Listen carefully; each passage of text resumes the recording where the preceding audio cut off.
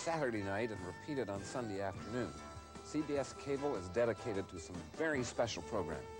Great theater, great opera, great ballet, and sometimes an extraordinary television piece that has found its way into the company of giants. The first time I ever went to the opera, I was 19 years old. I don't remember what the company was or who the singers were, but I do remember that it was staged in Toronto's Maple Leaf Gardens, where there'd been a hockey game a few hours ago, and that I was at a stage in my life where I was a lot less sure that it was okay for a young man to go to the opera than to the hockey game. And unexpectedly, this sports arena, where I had cheered and booed huge men on skates, often pummeling each other, was transformed into the Paris of the early 19th century. And there was La Boheme, and I was enchanted.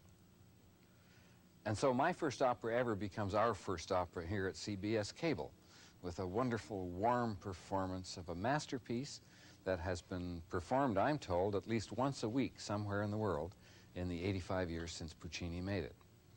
Now, opera had traditionally dealt with the rich and the great and the elegant, and Puccini was elegant, dapper fedora and perfect cuffs, gentleman of taste, sociable, elegant. And who does he choose to portray in his opera? He takes the poor, the hungry, the yearning artists of Paris in the 1830s, workmen teetering on the brink of failure. What an assault on the opera-going public. And there were some who were offended, but the world has stayed loyal, just as the world in every generation has reproduced its own bohemians, its Greenwich Village, its Beat Generation, its hippies.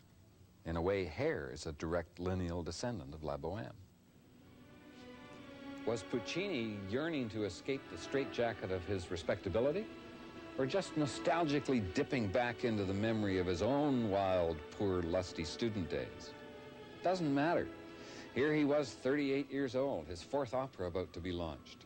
It's Turin, 1896.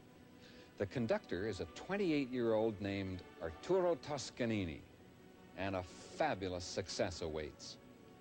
The great Thomas Edison wrote to Puccini, "Men die, governments change, but the songs of La Boheme will live forever."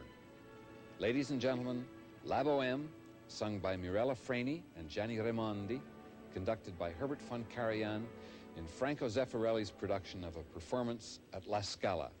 And that is a combination hard to beat.